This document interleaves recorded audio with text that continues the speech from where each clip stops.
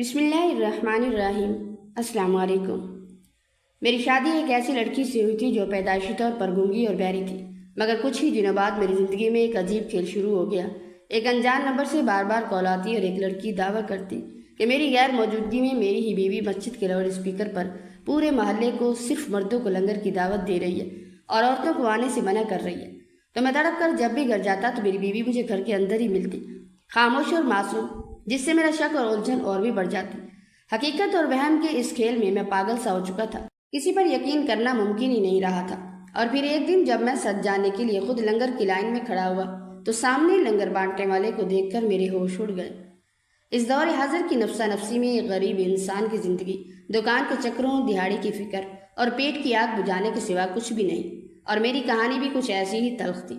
اس سنسان، تاریک اور بالکل ویران سڑک پر دور دور تک کسی انسان کا نام و نشان تک نہیں تھا، جہاں میری بائک اچانک ایک زوردار جھٹکے کے ساتھ بند ہو گئی، اور بائک خراب ہونے کی وجہ سے میں ایک ویران سڑک پر پیدل چل رہا تھا۔ جب میرے پاؤں کی چپل ٹوٹ گئی، میں نے اس چپل کو وہیں پھینکا اور بغیر جوتوں کے چلنے لگا۔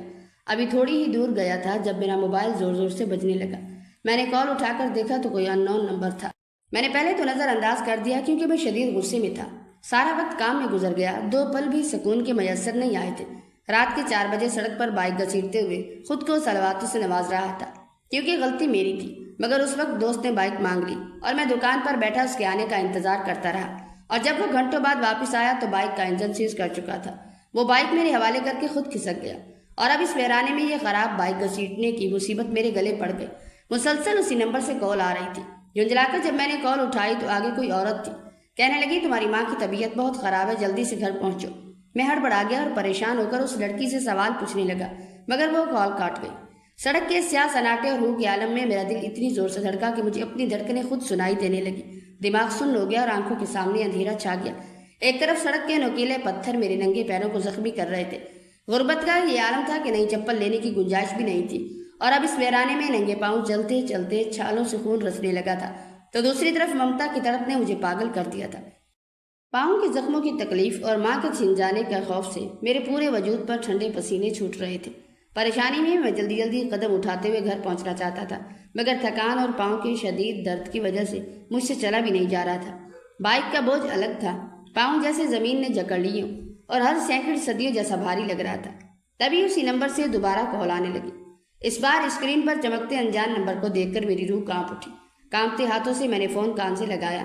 دوسری طرف اسی لڑکی کی آواز ابھری، جلدی آؤ، تمہاری بیوی یہاں محلے کی مسجد میں اسپیکر پر اعلان کروا رہی ہے کہ محلے کے تمام مرد آج اس کے گھر سحری کریں اور عورتوں کو آنے کی اجازت نہیں ہے۔ یہ بات سن کر مجھے حیرت ہوئی، حیرت کا ایک ایسا شدید جھٹکا جس نے میری ٹوٹی ہوئی چپل، پاؤں کے زخموں اور ماں کی بیماری کا خوف بھی ایک پل کے لیے پس پشت ڈال دیا۔ سحری کا وقت ختم ہونے میں چند منٹ باقی تھے۔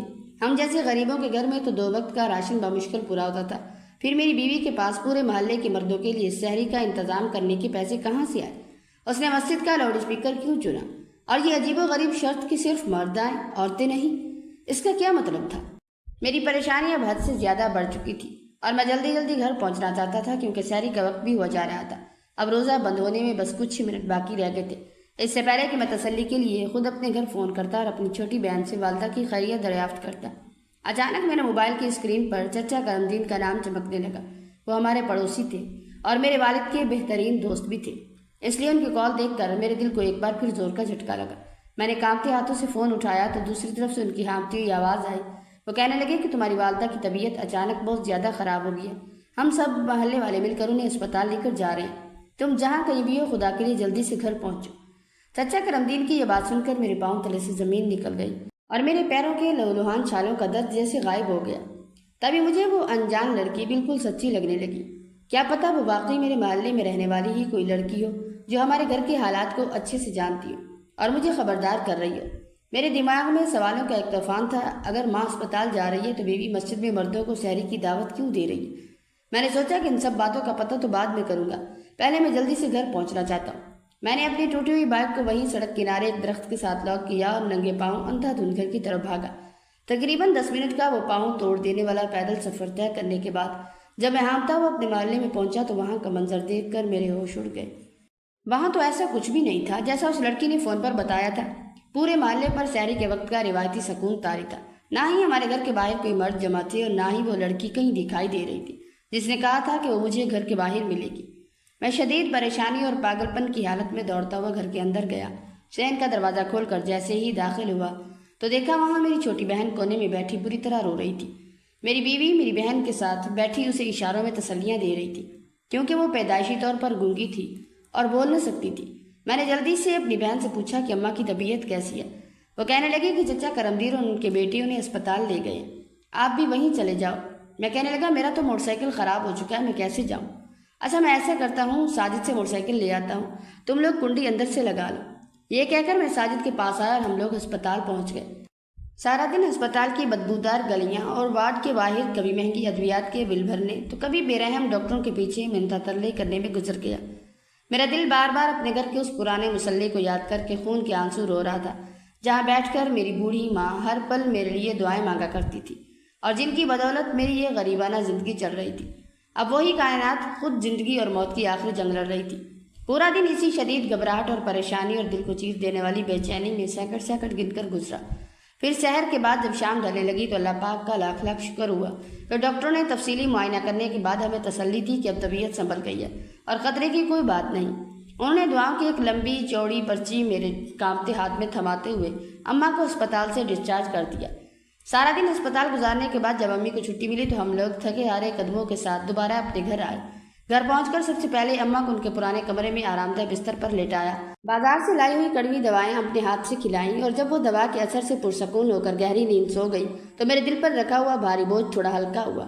لیکن میرے الجھے ہوئے ذہن میں اب بھی اس ہولناک رات والے واقعے کے سوالات لوہے کے گرم ہتھوڑے کی طرح مسلسل بج رہے تھے اور میرا سر درد سے پھٹا جا رہا تھا۔ میں صحن کی مدھم روشنی سے ہوتا ہوا گھر کے اندر اندھیرے کچن کی طرف آیا اور اپنی بیوی کو ڈھونڈتے ہوئے جب میں کچن کے دروازے پر پہنچا تو میں حیرت کے مارے میرے قدم وہیں زمین پر جیسے جم گئے۔ اس نے دونوں ہاتھوں سے ایک بہت بڑا پتیلا اٹھایا ہوا تھا اور اسے مانجنے میں بری طرح مصروف تھی۔ یہ وہ اتنا بڑا پتیلا تھا جو ہمارے اس غریب خانے میں صرف تبھی الماری سے نیچے اتارا جاتا تھا جب کبھی محلے کی کوئی بہت بڑی دعوت، کوئی نظر و نیاز یا کوئی بڑا ہنگامہ۔ اس لیے غریب اور فاقہ مست انسان کے چھوٹے سے کچن میں اچانک اس دیوکل بڑے پتیلے کا گندا ہونا اور اس کا مانجے جانا میری عقل سے بالکل باہر تھا۔ میں نے کچن کے اندر قدم رکھتے ہی اور حیرت اور گہری سوچ کے عالم میں اسے سیدھا سوال پوچھا کہ تم سحری کے بعد اتنے بڑے پتیلے کو کیوں دھو رہی ہو؟ کیا گھر میں کل رات کوئی زیادہ کھانا بنا تھا یا کوئی مہمان آئے تھے؟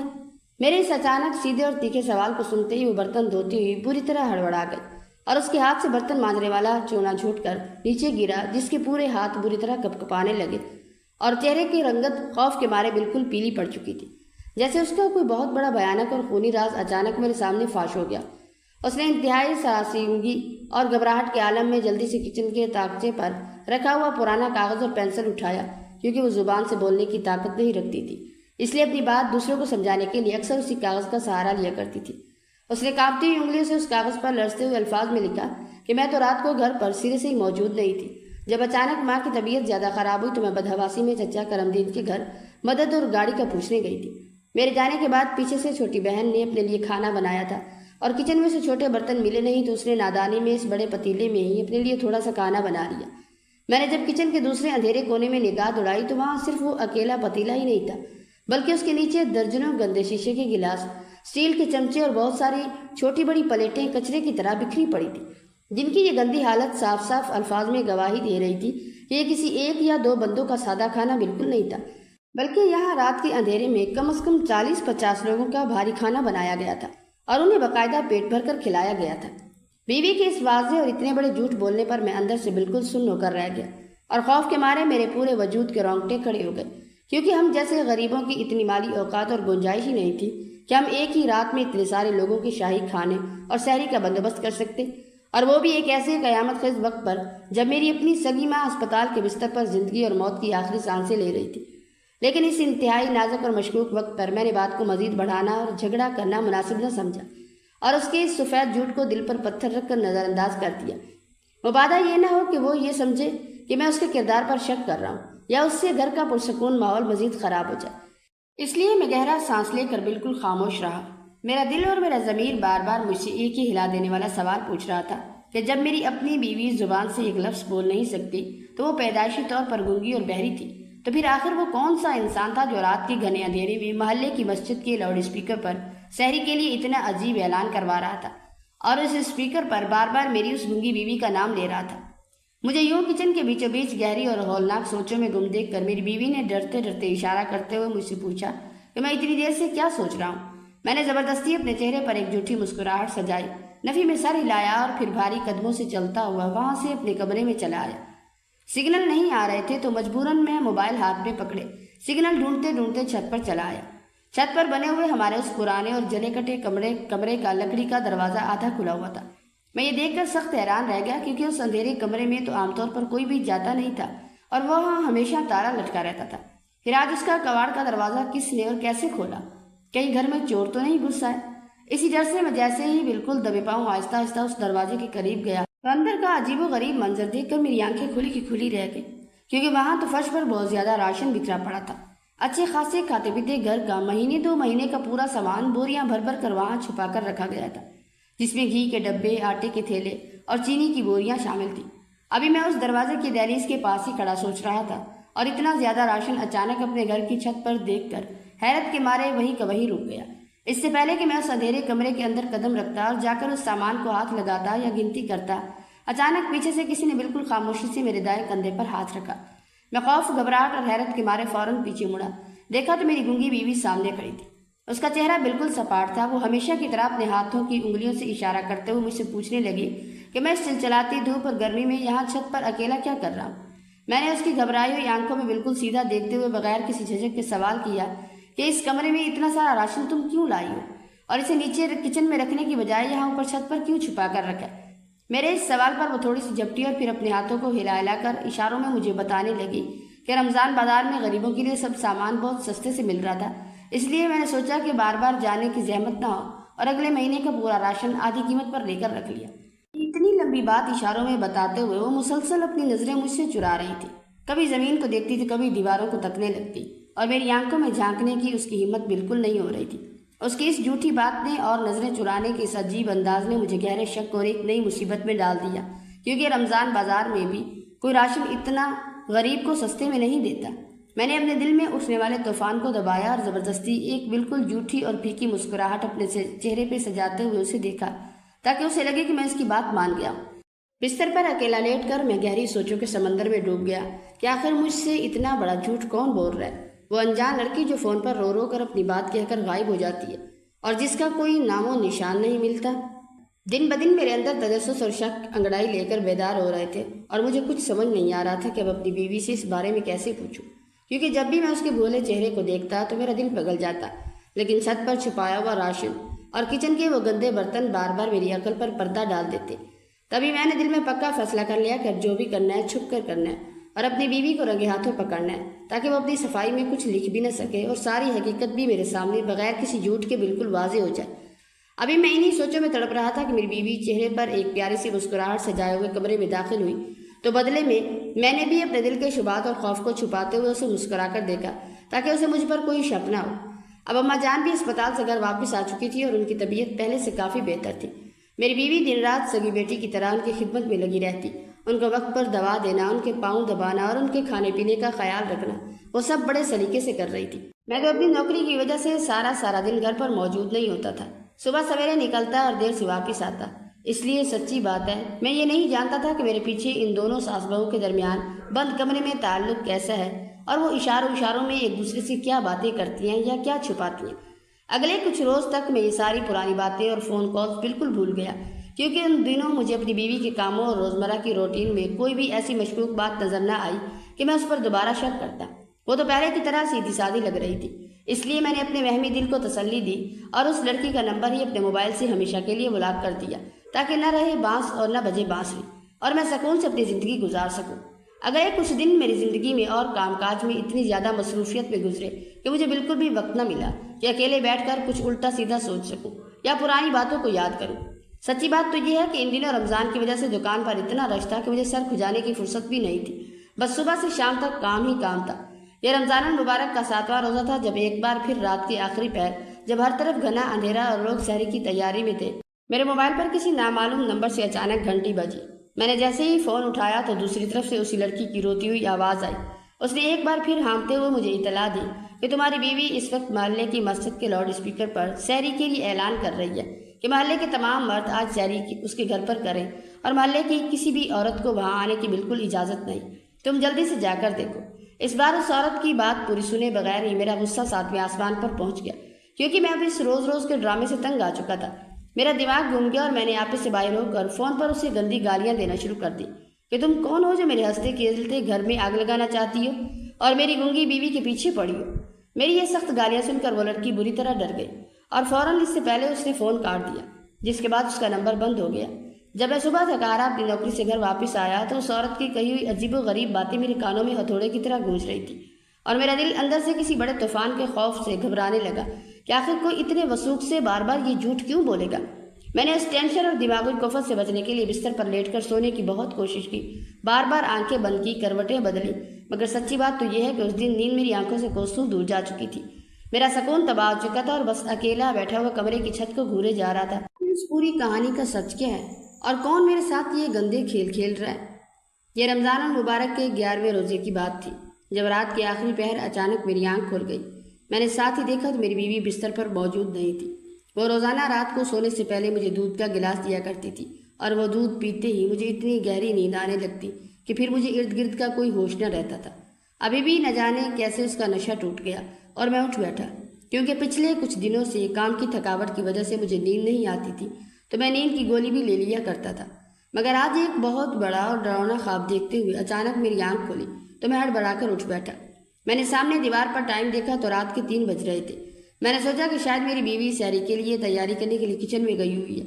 یہی سوچ کر میں اپنے بیڈ سے اترا اور دروازے کی طرف بڑھا تاکہ کچن میں جا کر اسے دیکھ سکوں اور کام میں اس کا ہاتھ بٹا سکوں، مگر جیسے ہی میں نے ہینڈل گھمایا تو دروازہ نہیں کھلا۔ میں نے کافی بار زور لگا کر دروازہ کھولنے کی کوشش کی، مگر وہ ٹس سے مس نہ ہوا۔ شاید کسی نے باہر سے مضبوطی سے کنڈی لگا دی تھی۔ اسی وقت محلے کی مسجد میں اسپیکر پر کوئی بچہ مسلسل نعت پڑھ رہا تھا، جس کی آواز بہت تیز تھی۔ اس شور کی وجہ سے میرا دروازہ کھٹکھٹانے کی آواز باہر میری بیوی تک نہیں جا رہی تھی۔ میں اندر ہی اندر بری طرح حیران اور پریشان ہوا، اور اتنے دنوں بعد ایک بار پھر پرانے شک نے پوری شدت سے میرے دل میں انگڑائی لے لی تھی کہ آخر میرے اپنے ہی کمرے کو باہر سے کنڈی کیوں لگی ہوئی ہے۔ میں خوف اور کمزوری کی حالت میں جلدی سے خود کو سہارا دیتے ہوئے دوبارہ بیڈ پر بیٹھ گیا اور سچ جانے کا انتظار کرنے لگا۔ تھوڑی دیر بعد ہی کنڈی کھلنے کی آواز ہوئی اور میری بیوی کمرے میں داخل ہوئی۔ اس نے ہمیشہ کی طرح اشاروں میں مجھ سے کہا کہ سحری کا کھانا تیار ہو چکا ہے، آپ آئیں سحری کر لیں، کیونکہ اب تھوڑا سا وقت ہی بچا ہے۔ اس کے ساتھ ہی اس نے ایک کاغذ میرے ہاتھ میں تھما دیا جس پر لکھا تھا، یہ کمرے کا دروازہ بار بار تیز ہوا کی وجہ سے خود ہی کھل رہا تھا اور بند ہو رہا تھا، جس سے بہت شور ہو رہا تھا اور آپ کی نیند خراب ہو رہی تھی، اس لیے میں نے باہر سے اسے بند کر دیا۔ میں نے حیرت سے اپنی بیوی کی جانب دیکھا، شاید جب وہ سحری بنانے کے لیے پہلے دروازہ بند کرنے آئی تھی تو اس نے یہ پرچی بیڈ سائڈ ٹیبل پر لا کر رکھ دی تھی تاکہ میں جاگوں تو پڑھ لوں، مگر جلدی میں میرا دھیان اس پرچی کی طرف گیا ہی نہیں۔ اس کی یہ معصومانہ بات پڑھ کر میں نے اپنے وہمی دل پر خود کو بہت ملامت کیا کہ میں خامخواہ اپنی اتنی مخلص بیوی پر شک کر رہا ہوں، اور پھر جلدی سے اٹھ کر منہ دھونے کے بعد کچن میں سحری کھانے کے لیے چلا گیا تاکہ دروازہ بند ہونے سے پہلے سحری کر سکوں۔ ابھی تک میری بیوی کچن میں برتن سمیٹنے اور کام کاج کرنے میں لگی ہوئی تھی۔ میں نے موقع پا کر جلدی سے کمرے کا رخ کیا اور الماری کھول کر اپنے گھر کے مالکانہ کاغذات اور ضروری دستاویزات کو تلاش کرنے لگا۔ نہ جانے کیوں میرے دل میں اچانک ان کا خیال آیا تھا، اس لیے الماری کے اندرونی خانے میں گہرائی تک جھانکنے لگا۔ گھر کے کاغذات تو اپنی جگہ پر بالکل محفوظ پڑے تھے، لیکن ان کے ساتھ ہی کباڑ کے کونے میں ایک کپڑے کی تھیلی رکھی ہوئی تھی جو اوپر تک لبالب بھری ہوئی تھی۔ میں سخت حیران اور تجسس کے مارے جلدی سے وہ تھیلی باہر نکالی اور جیسے اس کا منہ کھول کر دیکھا تو سچی بات ہے میرے ہوش اڑ گئے، میرے پیروں تلے سے زمین نکل گئی۔ اس تھیلی کے اندر نوٹوں کی موٹی موٹی گٹیاں بھری ہوئی تھی۔ میں ایک انتہائی عام مڈل کلاس گھرانے کا غریب لڑکا تھا جو روزانہ کی کمائی پر بامشکل گزارا کرتا تھا۔ میری سمجھ سے بالکل باہر تھا کہ میری بیوی کے پاس اتنی بڑی رقم کہاں سے آئی، وہ بھی ایک ایسی لڑکی جس کا دنیا میں آگے پیچھے کوئی نہیں تھا اور نہ اس کا کوئی مائکہ تھا۔ تب ایک بار پھر پرانے شک اور خوف نے مجھے چاروں طرف سے آ گھیرا۔ تبھی مجھے صحن سے بیوی کے کچن سے واپس آنے کے قدموں کی آہٹ سنائی دی تو میں نے فوراً بدحواسی میں وہ نوٹوں سے بھری تھیلی واپس اسی جگہ رکھی، الماری کا دروازہ اچھے سے بند کیا اور جلدی سے بیڈ پر آ کر لیٹ گیا جیسے گہری نیند میں ہو۔ میری بیوی کمرے میں آئی اور تھوڑی دیر بعد بستر پر لیٹ کر سو چکی تھی، مگر میری نیند تو اس رات ہمیشہ کے لیے مجھ سے روٹ گئی اور میں بس چھت کو تکتے ہوئے مسلسل ان پیسوں اور نوٹوں کی گٹیوں کے بارے میں ہی سوچنے لگا۔ اگلے کچھ دنوں تک میں اسی شدید کشمکش اور ششمنج میں مبتلا رہا کہ میں اپنی بیوی سے اس بارے میں کس طرح بات کروں، کیسے پوچھوں۔ ایک رات رمضان المبارک کی سحری کے وقت سے تقریباً آدھا گھنٹہ پہلے اچانک میری آنکھ کھل گئی۔ میں نے کروٹ بدل کر دیکھا تو میری بیوی بستر پر موجود نہیں تھی۔ میں بیڈ سے اترا اور دبے پاؤں باہر صحن میں آیا۔ کچن اور غسل خانے میں جا کر دیکھا تو وہاں بھی میری بیوی کہیں موجود نہیں تھی۔ میں اندر سے بری طرح ڈر گیا کہ آخر رات کی اس پہر وہ کہاں جا سکتی ہے۔ جب میری نظر صحن کے مین گیٹ پر پڑی تو دیکھا باہر کا بڑا دروازہ آدھا کھلا ہوا تھا۔ یہ دیکھ کر میرے رونگٹے کھڑے ہو گئے اور میں چھوٹے چھوٹے قدم اٹھاتا ہوا خاموشی سے گھر سے باہر نکل آیا۔ میں نے اندھیری گلی میں دائیں بائیں جھانک کر دیکھا مگر وہاں تو بالکل سناٹا روح کا عالم تھا اور دور دور تک کوئی بھی انسان موجود نہیں تھا۔ مجھے یاد آیا کہ میری بیوی محلے کی امام صاحب کی زوجہ سے بہت مانوس تھی اور اکثر ان کے پاس بیٹھنے جایا کرتی تھی، چونکہ ان کا گھر مسجد کے بالکل ہی ساتھ تھا۔ اس لیے میں نے سوچا کہ وہیں جا کر پتہ کرتا ہوں کہ کہیں وہ وہاں تو نہیں چلی گئی۔ دل ہی دل میں بہت زیادہ ڈرا ہوا تھا کہ وہ تو بچپن سے بولنے اور سننے کی طاقت سے محروم ہے، کہیں رات کے اس اندھیرے میں اسے کوئی مشکل یا حادثہ پیش نہ آ جائے۔ آخر وہ مجھ سے چھپ کر کہاں گئی؟ تبھی جیسے ہی میں تیز تیز قدموں سے چلتا ہوا محلے کی مسجد کے قریب پہنچا تو وہاں کا ہلا دینے والا منظر دیکھ کر میں دنگ رہ گیا۔ میرا نام دانیال ہے۔ میری والدہ کی دلی آرزو تھی کہ میری شادی کسی بہت ہی امیر اور اونچے خاندان میں ہو تاکہ میری ہونے والی بیوی اپنے ساتھ ڈھیروں جہیز لائے، جس سے ہمارا یہ بہت بڑا اور عالیشان گھر سامان سے پوری طرح بھر جائے، کیونکہ ابا نے بڑی محنت اور بہت سوچ سمجھ کر یہ وسیع اور عریض مکان بنوایا تھا، جس میں ایک وسیع ہال کے علاوہ کل 6 بڑے بڑے کمرے، کچن اور باتھ رومز موجود تھے، اور ہمارے ہر کمرے کے ساتھ اٹیچ باتھ روم کی سہولت بھی رکھی گئی تھی۔ ان دنوں ابا کا کاروبار دن دگنی رات چگنی ترقی کی راہ پر گامزن تھا، مگر ان کی اچانک موت کے بعد ان کے بزنس میں شریک کچھ قریبی پارٹنرز اور دھوکے باز دوستوں نے ان کا سارا مال، پیسہ اور سرمایہ ہڑپ کر لیا۔ تب میں نے صرف میٹرک ہی پاس کیا تھا اور مجھے دنیا کا کوئی دوسرا ہنر یا کام کاج بالکل نہیں آتا تھا۔ ابا اپنی زندگی میں ہی مجھے زبردستی چچا کرم دین کے ساتھ ان کے کام پر بھیج دیا کرتے تھے، جو ابا کے سب سے لنگوٹیا اور بہترین دوست تھے اور پیشے سے ایک ماہر الیکٹریشین تھے۔ میں بھی ان کے ساتھ ساتھ رہ کر روزمرہ کا کام سیکھنے لگا۔ میں صبح کے وقت کالج پڑھنے جاتا اور شام ہوتے ہی چچا کرم دین کے ساتھ ان کی الیکٹرک کی دکان پر موجود رہتا۔ پڑھائی لکھائی پر ویسے بھی میرا دل اور زیادہ دھیان نہیں لگتا تھا، مگر ابا ہمیشہ شدت سے چاہتے تھے کہ میرے پاس زندگی گزارنے کے لیے کوئی نہ کوئی ہنر اور کوئی ایسا کام ہو جس کی مجھے بچپن سے خاص سمجھ بوجھ ہو۔ اس لیے انہوں نے مجھے ایک اچھا الیکٹریشین بنانے کا فیصلہ کیا تھا۔ وہ کام کے ساتھ ساتھ مجھے دکانداری اور کاروبار سنبھالنے کے مفید مشورے بھی دیا کرتے تھے، مگر ان دنوں میں ایک لاؤبالی، بے فکر اور نادان لڑکا تھا جو کسی بھی بات کو اتنی غور اور سنجیدگی سے نہیں سنتا تھا۔ میں الٹا دل ہی دل میں بابا کو ہی برا بھلا کہتا کہ وہ نہ جانے کیوں ہر وقت میری اتنی زیادہ فکر کرتے ہیں اور بھلا انہیں اتنی جلدی کیا ہونے والا ہے۔ سچ ہے، جب تک ماں باپ سر پر زندہ سلامت موجود ہوتے ہیں تو انسان کو یہی لگتا ہے کہ کبھی وہ ہمیں چھوڑ کر نہیں مریں گے اور ان کا ٹھنڈا سایہ ہمیشہ ہمارے سروں پر قائم رہے گا۔ مگر بابا کے اچانک چلے جانے کے بعد مجھے پہلی بار زندگی کی حقیقت معلوم ہوئی کہ میرے بابا جلتی دھوپ میں میرے لیے ایک گھنی اور ٹھنڈی چھاؤں تھا، اور ان کے رخصت ہوتے ہی میں یکدم دنیا کی ایک تپتے ہوئے صحرا میں آ کھڑا ہوا جہاں چاروں طرف صرف مصیبتوں کی لو چل رہی تھی۔ ابا کی اسی دور اندیشی، دانش مندی اور سخت تربیت کی وجہ سے میں الیکٹرک کا سارا باریک کام بہت اچھے سے سیکھ چکا تھا، مگر اب گھر کے حالات ایسے بدل چکے تھے کہ مزید کالج نہیں جا سکتا تھا اور مجبوراً پڑھائی ادھوری چھوڑ کر اپنا پورا وقت اسی ہنر اور کام کو دینے لگا۔ چچا کرم دین نے جب اپنی آنکھوں سے دیکھا کہ میں ہر طرح کا فالٹ اکیلے نکال سکتا ہوں اور کام سیکھ چکا ہوں تو انہوں نے میری بھرپور مدد کی اور مجھے مین بازار میں ایک چھوٹی سی دکان کرائے پر لے کر دی، جہاں میں اپنے جمع کیے ہوئے پیسوں سے الیکٹرک کا کچھ ضروری سامان خریدا اور بسم اللہ کر کے اپنے ذاتی کام کا آغاز کیا۔ ابا کے جانے کے بعد گھر کے جو حالات بالکل ہی خراب اور ابتر ہو چکے تھے، اب میری اس دن رات کی محنت کی وجہ سے کچھ سدھرنے لگے تھے اور ہمارے گھر میں کم از کم 2 وقت کی عزت کی روٹی تو بآسانی میسر تھی۔ ابا کی ناگہانی وفات کے بعد اماں تو جیسے صدمے کی وجہ سے بالکل چپ لگ گئی اور وہ اب کسی سے بات نہیں کرتی۔ وہ زیادہ تر سارا دن اداس سی اپنے اندھیرے کمرے میں ہی موجود رہتی، جیسے ہی وہ ابا کے ساتھ اس دنیا سے رخصت ہو چکی ہو۔ میں کبھی بھی فارغ وقت ہوتا تو اپنی دکان بند کر کے سیدھا ان کے پاس جا بیٹھتا۔ وہ اکثر مجھ سے یہی شکوہ کرتی کہ محلے میں موجود ان کی سبھی پرانی سہیلیوں نے اپنے اپنے بچوں کی شادیاں بڑی دھوم دھام سے کر دی ہیں، مگر میں ہی ایک بد نصیب ماں ہوں کہ میرا بیٹا 27 برس کا ہو چکا ہے، مگر ابھی تک میں نے اس کے سر پر دلہا کا صحرا نہیں دیکھ سکی۔ مجھے تو اب یہی لگتا ہے کہ میں یہ ارمان اپنے دل میں ہی لیے ایک دن اس دنیا سے چپ چاپ چلی جاؤں گی اور اپنی بہو کا منہ بھی نہیں دیکھ پاؤں گی۔ امی کی یہ مایوس کن باتیں سن کر میں ہمیشہ انہیں پیار سے سمجھاتا، آپ اتنی فکر نہ کریں، بہت جلد میرے کام میں برکت ہوگی اور میرے پاس اتنے پیسے جمع ہو جائیں گے کہ سب ارمان پورے کریں گے۔ لیکن میں ابھی خود اپنی شادی نہیں کرنا چاہتا کیونکہ میری ترجیحات کچھ اور تھی اور میں سب سے پہلے اپنی چھوٹی بہن کی شادی کر کے اسے اس کے گھر کا بنانا چاہتا تھا۔ میرے دل میں یہ خوف تھا کہ نہ جانے میری آنے والی بیوی کیسی ہو، وہ میری بہن کے ساتھ کیسا سلوک کرے، اس لیے میرا دل بالکل نہیں مانتا تھا کہ میں اپنی بہن سے پہلے اپنی شادی کروں۔ میں نے اماں سے کہا کہ آپ بس تھوڑا صبر کریں، اللہ پاک سب بہتر جانتا ہے اور جیسا ہمارے نصیب میں لکھا ہوگا بالکل ویسا ہی وقت پر ہو جائے گا۔ अम्मा को ये कहते हुए और उनका दिल बहलाते हुए मैं उनके कमरे से बाहर निकल आया और जल्दी से बाहर आकर मैंने मोहब्बत से अपनी छोटी बहन की तरफ देखा, जो उस वक्त शाम के वक्त घर के किचन सहन में मिट्टी उड़ने से रोकने के लिए पानी का छिड़काव कर रही थी। उसके मासूम चेहरे पर एक गहरी नज़र डालकर बोझल दिल के साथ घर से बाहर निकल आया। आज न जाने क्यों मुझे शिद्दत से अपने मरहूम अब्बाजान की याद आ रही थी और उनकी कमी महसूस हो रही थी। इसलिए मैं लड़खड़ाते हुए कदमों के साथ सीधा मोहल्ले के पुराने कब्रिस्तान में चला आया, जहाँ एक बड़े और घने दरख्त के नीचे उनकी कच्ची कब्र बनी हुई थी। मैं वहीं मिट्टी पर बैठकर अपने अब्बा को दिल का हाल और अपनी सारी बातें सुनाता रहा, बिल्कुल एक छोटे बच्चे की तरह जो रात को अपने वालिद की गोद में बैठकर उन्हें अपने दिन भर की पूरी रुदात सुनाता है। उस वक्त मेरी आंखों से पछतावे और बेबसी के आंसू मुतवातर बह रहे थे। फिर मैं काफ़ी देर बाद वहां से उठा और थोड़ा दूर जाकर हसरत से अपने बाबा की कब्र को देखता रहा और फिर अपने आंसुओं को पूंछकर काम के लिए दुकान की तरफ निकल पड़ा। यही वो खास दिन था जब मेरी इस सादा सी जिंदगी में एक बहुत बड़ी नागहानी तब्दीली आने वाली थी, जिसका मैंने ख्वाब में भी नहीं सोचा था। रात को देर तक मैं अपनी दुकान पर अकेला बैठकर एक ग्राहक के इस्त्री ठीक करने का काम कर रहा था कि अचानक एक नौजवान लड़की हाँफती और भागती मेरी दुकान के अंदर घुस गई और वो बुरी तरह रो रही थी। उसका हुलिया बहुत खराब हो चुका था और शदीद घबराहट के मारे उसका पूरा वजूद पत्ते की तरह कांप रहा था। वो दुकान में आते ही हाथ जोड़कर मुझसे पनाह और मदद मांगने लगी।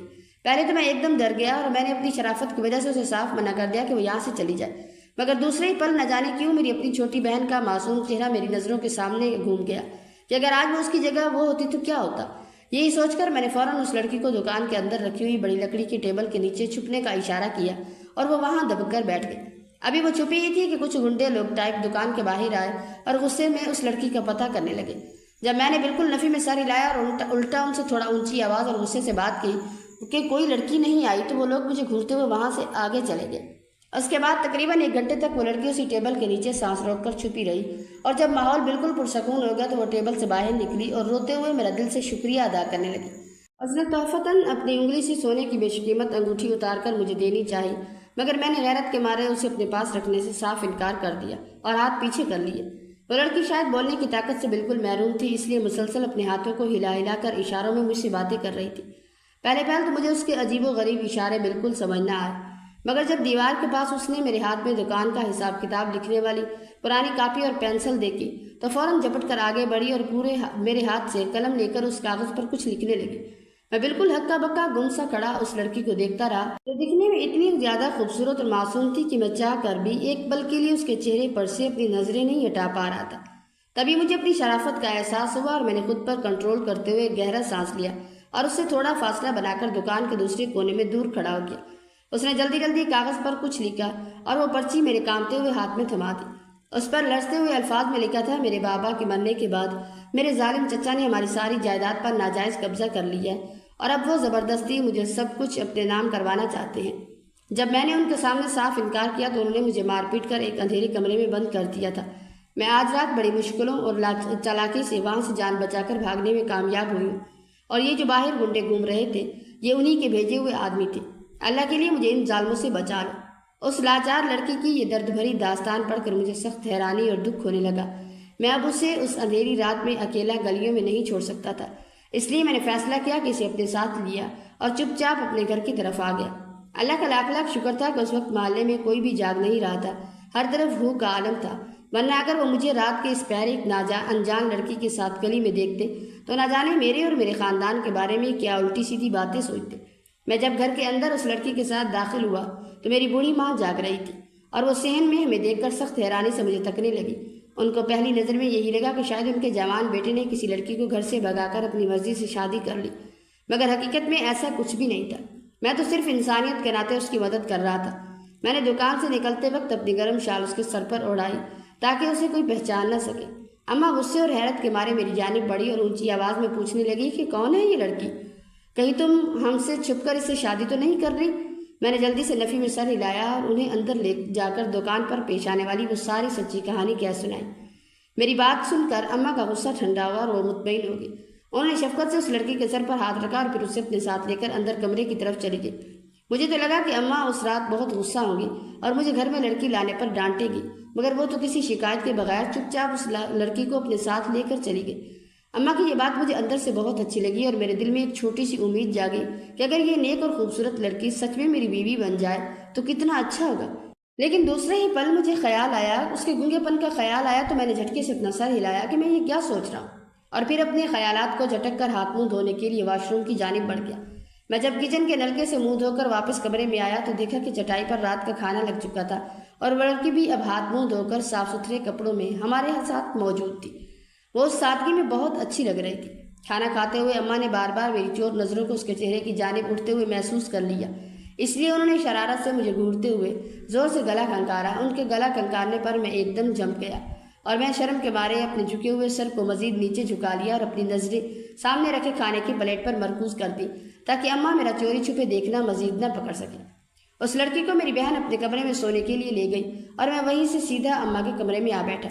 اماں بیڈ پر بیٹھتے ہی سنجیدگی سے مجھے کہنے لگی کہ دانیال، پہلے ذرا اچھے سے تصدیق تو کرو، یہ لڑکی جو کچھ کہہ رہی ہے وہ سچ بھی ہے یا سراسر جھوٹ بول رہی ہے؟ میں نے تھوڑی حیرت اور صدمے سے اماں کی طرف دیکھا تو میری الجھن بھانپ کر کہنے لگی کہ ہاں میں بالکل صحیح کہہ رہی ہوں۔ اس نے کاغذ پر جو اپنے مرحوم والد کا نام بتایا اور اپنے جس گاؤں کا پتہ دیا ہے، تم کل صبح وہاں جا کر اچھی طرح معلوم کرو۔ اس طرح کسی بھی انجان اور پرائی لڑکی کو اپنے گھر میں بنا سوچے سمجھے ٹھہرانا بالکل ٹھیک نہیں ہے۔ اگر وہ خدا نخواستہ کوئی چور یا ڈاکو نکلی تو کیا ہوگا؟ یا اگر اس نے رات کے اندھیرے میں ہمیں کوئی بڑا نقصان پہنچانے کی کوشش کی تو ہم غریب لوگ تو اس کا کچھ نہیں بگاڑ سکیں گے اور مصیبت میں پھنس جائیں گے۔ میں نے اماں کو تسلی دیتے ہوئے ہنس کر کہا کہ اماں آپ فکر نہ کریں، میں ہمارے اس ٹوٹے پھوٹے گھر میں ایسا کون سا قارون کا خزانہ چھپا ہوا ہے جو وہ چرا کر بھاگ جائے گی۔ اور رہی بات تصدیق کی تو آپ کے کہنے کے مطابق کل میں خود سب سے پہلے دکان کھولنے سے پہلے اس کے گاؤں جاؤں گا اور وہاں کے لوگوں سے سب پتہ کراؤں گا۔ میری یہ بات سن کر اماں نے ایک گہرا سانس لیا اور تھوڑا سوچتے ہوئے کہنے لگی کہ میں تو کچھ اور ہی سوچ رہی ہوں۔ اگر کل کو اس لڑکی کا کہا ہوا ایک ایک لفظ سچ ثابت ہوا تو کیوں نہ تم دونوں کی جلدی سے شادی کروا دو۔ اماں نے یہ بڑی بات کہتے ہوئے گہری نظروں سے میری طرف دیکھا تو میں خوشی کے مارے میری آنکھیں چمکنے لگی، کیونکہ سچی بات تو یہ ہے کہ اس لڑکی کے معصوم چہرے کو دیکھ کر میرے اپنے ذہن میں بھی سب سے پہلا خیال یہی آیا تھا، مگر میں اماں کے سامنے یہ بالکل ظاہر نہیں کرنا چاہتا تھا کہ میں اس لڑکی میں کوئی خاص دلچسپی رکھتا ہوں یا اس پر دل ہار بیٹھا ہوں۔ اماں کے دل کی پوری رائے جاننے کے لیے میں نے جان بوجھ کر اعتراض اٹھایا اور کہا کہ لیکن اماں آپ یہ کیا کہہ رہی ہیں؟ وہ تو بولنے اور سننے سے معذور ہے، وہ تو بالکل گنگی ہے۔ میری بات پر اماں مسکرائی اور کہنے لگی تو کیا ہوا؟ کوئی بات نہیں، اس گنگی لڑکی سے شادی کرنے کے تمہیں ایک نہیں بلکہ پورے 3 بڑے فائدے ہیں۔ میں نے شدید حیرت سے اماں کی جانب دیکھا کہ بھلا اس میں کیا فائدے ہو سکتے؟ تو وہ گنتی کرواتے ہوئے کہنے لگی کہ پہلا فائدہ یہ ہے کہ دنیا اور لوگوں کی نظر میں وہ ایک لاچار معذور لڑکی ہے، مگر تم اللہ کی رضا کے لیے اس کی معذوری کو نظر انداز کرتے ہوئے اسے سہارا دو گے اور اس سے شادی کرو گے تو تمہیں دنیا اور آخرت میں اس کا بہت بڑا ثواب ملے گا۔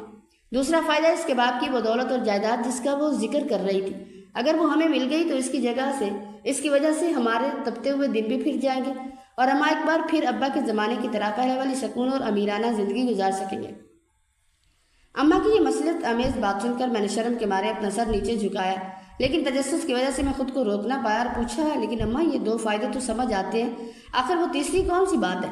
میرے پوچھنے پر اماں کے چہرے پر ایک شرارت بھری مسکراہٹ آئی اور وہ ہنستے ہوئے کہنے لگی کہ تیسرا اور سب سے بڑا فائدہ یہ ہے کہ اکثر شادی کے بعد بیویوں کی روز روز کی چیخ چیخ اور لڑائی جھگڑوں سے تنگ آ کر شوہر ان سے بیزار ہو جاتے اور گھر سے بھاگتے۔ یہ بیچاری تو بول ہی نہیں سکتی، تو نہ وہ کبھی زبان چلائے گی، نہ اونچی آواز میں تم سے لڑے گی اور نہ ہی تمہیں اس سے کوئی ذہنی مسئلہ ہوگا۔ اس دلچسپ بات پر اماں خود بھی کھلکھلا کر ہنسنے لگی تو میں ان کی یہ منطق سن کر مجھے بھی اپنی ہنسی روکنا مشکل ہو گیا اور میں بھی مسکرا دیا، لیکن میں نے فوراً ہی اپنے چہرے کے تاثرات کو دوبارہ سنجیدہ کیا اور اماں کو ہکلاتے اور شرماتے ہوئے کہنے لگا کہ جیسے آپ کی مرضی اماں، جو آپ کو ٹھیک لگے وہی کریں۔ اماں اتنی بھی نادان نہیں تھی، وہ میری اس جھوٹی ناراضگی اور اندرونی خوشی کو اچھے سے سمجھ چکی تھی، اس لیے مجھے دیکھ کر مزید ہنسنے لگے۔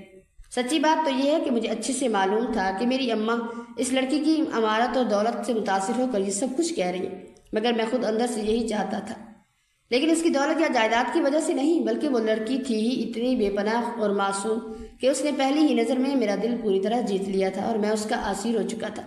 ساری رات بستر پر کروٹیں بدلتا ہوا بس اسی حسین چہرے اور معصومیت کے بارے میں سوچتا رہا۔ نیند تو جیسے میری آنکھوں سے کوسوں دور ہو چکی تھی۔ صبح ہوتے ہی میں نے زندگی میں پہلی بار دکان کے کام سے باقاعدہ چھٹی کی اور بس پکڑ کر سیدھا اس کے بتائے ہوئے دور دراز گاؤں جا پہنچا۔ وہاں پہنچ کر جب میں نے ادھر ادھر کے بوڑھے گاہکوں اور چائے کے ہوٹل پر بیٹھے آدمیوں سے لک چھپ کر معلوم کیا تو وہاں کے معززین نے جو لرزہ خیز حقیقت بتائی وہ میں سن کر سخت حیران اور ششدر رہ گیا۔ واقعی اس لڑکی کے ساتھ ظلم کی انتہا چکی تھی۔ اس کے امیر باپ کے مرنے کے بعد اس کے سنگدل چچا نے جائیداد ہڑپ کرنے کے لیے اسے کئی عرصے تک ایک اندھیرے کمرے میں قید کر کے رکھا تھا۔ وہ بڑی مشکل سے وہاں سے اپنی جان بچا کر بھاگی۔ میں ان دیہاتیوں کی ابھی آدھی بات ہی سن پایا تھا، ہمارے خوشی اور اطمینان کے پورے پاؤں زمین پر نہیں ٹک رہے تھے۔ میں مزید کچھ سنے بغیر وہاں سے خوشی خوشی اپنے گھر واپس لوٹ آیا اور اماں کو اکیلے میں لے جا کر اس گاؤں کی ساری سچی حقیقت کہہ سنائی۔ اماں یہ سن کر نہال ہو گئی کہ لڑکی سچی ہے۔ پھر انہوں نے دیر کیے بغیر اگلے ہی دن سادگی سے مسجد کے امام صاحب کو بلا کر میرا اس کے ساتھ نکاح پڑھوایا۔ ہم لوگ خود انتہائی غریب اور مڈل کلاس تھے، زیادہ بڑے اخراجات افورڈ نہیں کر سکتے تھے، اس لیے ہم نے ایک چھوٹا سا ولیمہ کر لیا جس میں محلے کے قریبی تمام لوگ جمع تھے، اور میں اس دن دنیا کا خوش نصیب ترین انسان محسوس کر رہا تھا۔ ولیمے کی اس چھوٹی سی محفل میں سب لوگ باری باری میرے پاس آ کر مجھے شادی کی مبارکباد دے رہے تھے، لیکن وہاں محلے کا کوئی بھی بندہ یہ نہیں جانتا تھا کہ میری دلہن بولنے اور سننے کی طاقت سے محروم ہے۔ تو پھر اماں نے خود آگے بڑھ کر سب کو دھیمی آواز میں بتایا، تو ہر کوئی میری اس قربانی اور نیکی پر مجھے داد دینے لگا، اور میری عزت ان کی نظروں میں مزید بڑھ گئی۔ مجھے یہ سب دیکھ کر دلی خوشی ہوئی، جو میں شرم و حیا سے سارا وقت بس مسکراتا رہا۔ البتہ ایک عجیب بات یہ تھی کہ وہ لڑکی محفل میں کسی بھی عورت کو اپنا چہرہ دکھانے کو بالکل تیار نہیں تھی، اور اس نے شروع سے ایک لمبا گھونگھٹ نکالا ہوا تھا۔ محلے والوں کے شک سے بچنے کے لیے سب کو یہی جھوٹی کہانی بتائی گئی تھی کہ یہ میرے شہر سے دور رہنے والے مرحوم چچا کی بیٹی ہے، جب تک گاؤں میں اپنی خالہ کے گھر رہتی تھی، اور اب ابا کی وفات کے بعد ہم اسے یہاں لے آئے۔ وہ مسلسل کسی کو بھی اپنا چہرہ نہیں دکھا رہی تھی، جس کی وجہ سے میں اس کی شادی کی رات بھی تھوڑا سا شک اور الجھن میں مبتلا ہو گیا، مگر پھر میں نے اپنے وہمی دماغ کو جھٹکا اور سوچا کہ شاید وہ بہت زیادہ پردہ دار اور شرمیلی ہے، اس لیے مڈل کلاس ماحول کی وجہ سے ایسا کر رہی ہے۔ میں نے خود آگے بڑھ کر اماں کو بھی سختی سے منع کر دیا، کوئی بھی عورت اس پر چہرہ دیکھنے کے لیے زبردستی نہ کرے۔ اماں بھی میری بات مان گئی، کیونکہ انہیں خود بھی اچھا نہیں لگ رہا تھا کہ وہ شادی کے پہلے ہی دن اپنی بہو کی مرضی کے خلاف جا۔ وہ تو پہلے ہی دن سے اپنی سگی بیٹی تسلیم کر چکی تھی۔ میری چھوٹی بہن کی بھی چند ہی دنوں میں اس کے ساتھ اچھی خاصی دوستی بن گئی، اور وہ دونوں سارا دن اکٹھی رہتی۔ اب ہم تو سب گھر والے اشاروں کی وہ مخصوص زبان بھی آہستہ آہستہ اچھے سے سیکھ چکے تھے، اور بن بولے ایک دوسرے کی بات سمجھ جاتے تھے، یہاں تک کہ ہماری شادی کو ہنستے کھیلتے 6 مہینے گزر گئے۔ ان 6 مہینوں میں ہم نے کبھی بھی اس کے منہ سے ایک لفظ یا اس کی آواز کا کوئی جھٹکا تک نہ سنا تھا، مگر اسی دوران میرے موبائل پر ایک نامعلوم نمبر سے روزانہ کی بنیاد پر کالز آنے کا سلسلہ شروع ہو گیا۔ وہ فون پر موجود لڑکی کبھی روتے ہوئے کہتی، تمہاری گنگی بیوی اس وقت محلے کی مسجد میں اعلان کروا رہی ہے کہ تمام مرد حضرات آ کر سحری کر لیں، اور عورتوں کو آنے کی بالکل اجازت نہیں ہے۔ تو کبھی دوسرے دن فون کر کے کہتی کہ تمہاری بیوی بازار میں مردوں سے چندہ مانگ رہی ہے۔ اب میرا سر پھٹنے لگا کہ بھلا جو عورت بول ہی نہیں سکتی، وہ کیسے مسجد کے لاؤڈ اسپیکر پر جا کر کوئی اعلان کر سکتی ہے یا کسی سے بات کر سکتی ہے؟ میں جیسے ہی اپنے خوشحال ازدواجی زندگی میں مگن ہو کر اس فضول بات کو جھوٹ سمجھ کر بھولنے لگتا، وہ لڑکی اگلے ہی دن پھر مجھے فون کر کے اندر سے بری طرح مضطرب اور بے چین کر دیتی کہ کوئی آخر اتنے پکے یقین سے باتیں کیوں کہہ رہا ہے۔ لیکن اب جب میں نے اپنی سگی آنکھوں سے الماری کے خفیہ کونے میں نوٹوں سے بھری اتنی ساری رقم کی وہ تھیلی دیکھی، تو مجھے شدید حیرت اور جھٹکا ضرور لگا۔ میرا دماغ بالکل سن ہو چکا تھا، اور مجھے کچھ سمجھ نہیں آ رہا تھا کہ آخر اس فون والی انجان لڑکی پر یقین کروں یا اپنی معصوم بیوی کو غلط ثابت کروں۔ اسی کشمکش اور ذہنی اذیت میں دن گزرتے رہے، اور دال کا کالا پن اب مجھے اندر ہی اندر کھائے جا رہا تھا، یہاں تک کہ رمضان المبارک کے 20 روزے مکمل ہو گئے، اور اسی 20ویں روزے کی رات ایک ایسا واقعہ پیش آیا جس نے میری زندگی کا رخ بدل کر رکھ دیا۔ رات کے آخری پہر جب میری آنکھ کھلی تو میری بیوی بستر پر موجود نہیں تھی۔ میں نے پورے گھر کا کونا کونا چھان مارا، کچن صحن چھت کو اس پرانے کمرے تک کو دیکھا، مگر جب وہ کہیں بھی نہیں ملی تو مجبوراً مجھے رات کو اس اندھیرے میں امام صاحب کے گھر کی طرف جانا پڑا، کیونکہ وہ اکثر ان کی زوجہ کے پاس جایا کرتی تھی۔ اس نے شادی کے بعد کاغذ پر لکھ کر مجھے بتایا کہ چچا کی قید میں ایک طویل عرصہ اندھیرے میں ایک کمرے میں بند رہنے کی وجہ سے وہ ذہنی دباؤ کا شکار رہی، اور دھیرے دھیرے قرآن مجید کی صورتیں بھول چکی ہیں، اس لیے وہ پھر سے نازلہ قرآن پاک پڑھنے اور اپنی تصحیح کے لیے روزانہ امام صاحب کی بیوی کے پاس جاتی ہے۔ مجھے اس کی اس نیک عادت پر کوئی اعتراض نہیں تھا، اور اماں بھی اس کے ساتھ شروع میں 1-2 بار خود گئی، اس لیے ہم سب گھر والوں کو پوری تسلی تھی کہ وہ ایک اچھے کام کے لیے وہاں جاتی ہے۔ اس سے پہلے کہ میں گھبراہٹ کی حالت میں امام صاحب کے گھر کا دروازہ کھٹکھٹاتا، مسجد کے صحن اور باہر گلی میں لوگوں کا غیر معمولی رش دیکھ کر میرے قدم وہیں رک گئے، اور میں سخت حیران ہوا۔ فجر کی اذان کا وقت ابھی ہوا نہیں تھا، اور سچی بات تو یہ ہے کہ محلے میں تہجد کی نماز پڑھنے کے لیے کبھی بھی اتنے زیادہ لوگ جمع نہیں ہوا کرتے تھے، مگر وہاں کا منظر ہی کچھ اور تھا۔ مسجد کے ایک گوشے میں کھانے کی بڑی بڑی دیگیں رکھی ہوئی تھی، جنہیں دیکھ کر میں حیران رہ گیا۔ وہاں سحری کا گرم گرم کھانا تیزی سے پلاسٹک کے ڈبوں میں پیک کیا جا رہا تھا، اور غریبوں کے ساتھ ساتھ محلے کے عام لوگ بھی لمبی لمبی لائنوں میں لگے ہوئے تھے، جبکہ دوسری طرف ایک بڑا سا ڈبہ رکھا ہوا تھا جس پر جعلی حروف میں چندہ برائے رمضان سحری فنڈ لکھا ہوا تھا۔ میں یہ سب دیکھ کر ہکا بکا رہ گیا کہ آخر ہمارے محلے کی اس چھوٹی سی مسجد میں راتوں رات یہ سب کیا ہو رہا ہے، اور مجھے کانوں کان خبر تک نہ ہوئی۔ لیکن اس فون والی لڑکی نے مجھ سے یہ جھوٹ بولا تھا کہ یہاں صرف مردوں کو بلایا گیا، کیونکہ وہاں ایک لمبی عورتوں کی قطار تھی اور دوسری طرف مردوں کی لائن لگی ہوئی تھی، اور سب کو عزت کے ساتھ سحری کا کھانا مفت دیا جا رہا تھا۔ اپنے ہی محلے میں رہتے ہوئے اپنی دکانداری کے چکر میں اتنا بے خبردار اور غافل کیسے ہو سکتا تھا؟ خیر، میں نے جب دیکھا کہ وہاں لذیذ کھانا بالکل مفت مل رہا ہے تو غریبی کی وجہ سے میرے دل میں لالچ آئی، اور میں نے سوچا کہ میں بھی یہاں سے ایک پیکٹ لے جاتا ہوں تاکہ میری تھکی ہاری بیوی کو آج صبح گھر جا کر دوبارہ سحری کا کھانا نہ بنانا پڑے اور وہ کچھ دیر سکون سے سو سکے۔ یہی سوچ کر میں چپ چاپ اس لگی ہوئی لائن میں کھڑا ہو گیا اور اپنی باری کا انتظار کرنے لگا۔ جیسے ہی گھومتے گھومتے میری باری آئی، میں نے کھانا لینے کے لیے آگے ہاتھ بڑھایا تو سامنے بیٹھے وجود کو دیکھ کر میرے ہوش اڑ گئے۔ حیرت کے مارے وہی سن ہو گیا۔ سامنے کوئی اور نہیں بلکہ سر پر مضبوطی سے دوپٹہ اوڑے میری اپنی گونگی بیوی موجود تھی، جو بڑی پھرتی سے لوگوں کو اپنے ہاتھوں سے کھانے کے پیکٹ بانٹ رہی تھی۔ مجھے اچانک بالکل اپنے سامنے کھڑا دیکھ کر اس کے چہرے کا رنگ یکدم سفید پڑ گیا، اور وہ شدید خوف اور بدحواسی کے مارے ایک قدم پیچھے ہوئی، اور اس سے پہلے کہ میں اسے پکارتا یا اس کا ہاتھ پکڑتا، وہ وہاں موجود لوگوں کے ہجوم اور اندھیرے میں کہیں غائب ہو گئی۔ اس نے بدحواسی میں جو سحری کا شاپر میرے ہاتھ میں پکڑایا، میں نے غصے اور صدمے کی حالت میں اس کو وہیں مسجد کے فرش پر رکھا اور پھر دیوانہ وار بھاگتے ہوئے مسجد کے پچھلے دروازے سے اس کے پیچھے جانے لگا تاکہ اسے پکڑ کر اس پورے ڈرامے کا سچ پوچھ سکوں، مگر وہ رات کی تاریکی میں ایسی غائب ہوئی کہ مجھے گلیوں میں کہیں بھی دکھائی نہ دی۔ میں نے دوڑ کر امام صاحب کے گھر کا دروازہ کھٹکھٹایا اور ان کی زوجہ سے اس کا پتہ کیا تو انہوں نے بھی حیرت سے اظہار کرتے ہوئے کہا کہ وہ تو کافی دیر پہلے یہاں سے جا چکی ہے۔ وہ اس وقت وہاں بھی موجود نہیں تھی، اور اب میرا شک یقین میں بدل چکا تھا کہ میری خاموش بیوی کے پیچھے کوئی بہت بڑا راز چھپا ہوا۔ تبھی لائن میں کھڑا ہوا ایک بوڑھا آدمی جو اپنی باری کا انتظار کر رہا تھا، وہ میری بیوی کی تعریفوں کے پل باندھ رہا تھا اور اسے دعائیں دے رہا تھا۔ میں نے تجسس اور غصے کو دباتے ہوئے اس سے مزید معلومات حاصل کرنا چاہی تو وہ میرے کندھے پر ہاتھ رکھ کر کہنے لگا کہ میاں، ایک زمانے میں یہ لڑکی حسن کی ملکہ اور کوٹھے کی مشہور طوائف ہوا کرتی تھی۔ تب ہمارے پاس بہت زمینیں اور جائیداد تھی اور میں روز اس کا مجرا دیکھنے کوٹھے پر جایا کرتا تھا۔ یہ عورت مجھے ہر شام وہاں ملتی تھی، لیکن اس کی ایک خاص بات تھی کہ وہ کسی بھی غیر مرد کو اپنے جسم کے پاس آنے نہیں دیتی تھی۔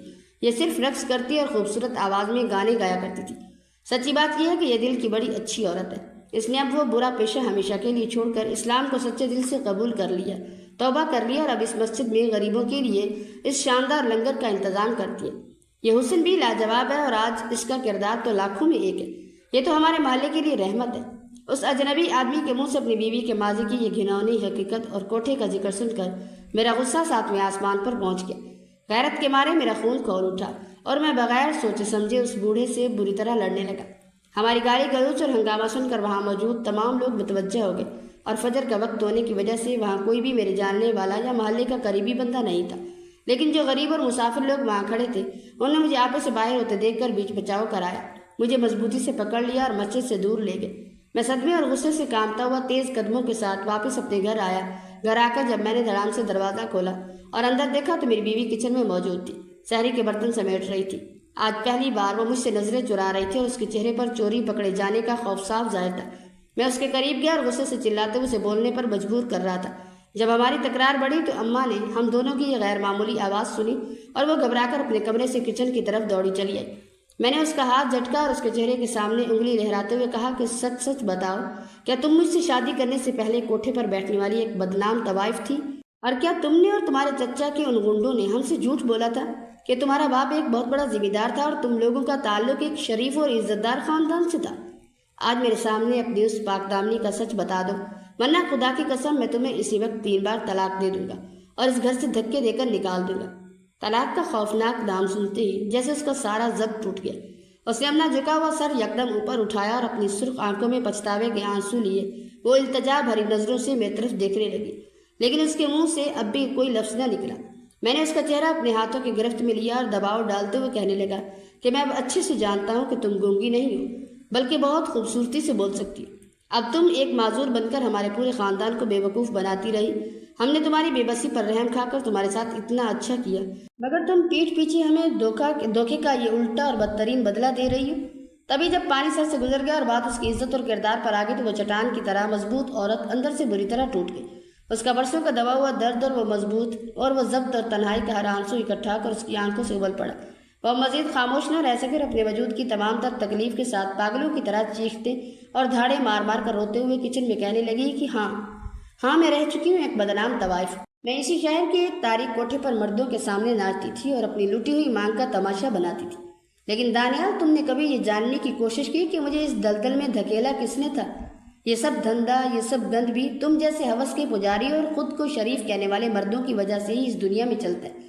جب میرے اپنے سگے چچا نے جائیداد کی خاطر میرے معصوم باپ کو قتل کر دیا اور مجھے ایک جانور کی طرح قید کر کے اس کوٹھے پر کوڑیوں کے عوض بیچ دیا تھا، تب کہاں تھی اس معاشرے کی شرافت؟ تب کسی نے میری چیخیں کیوں نہیں سنی؟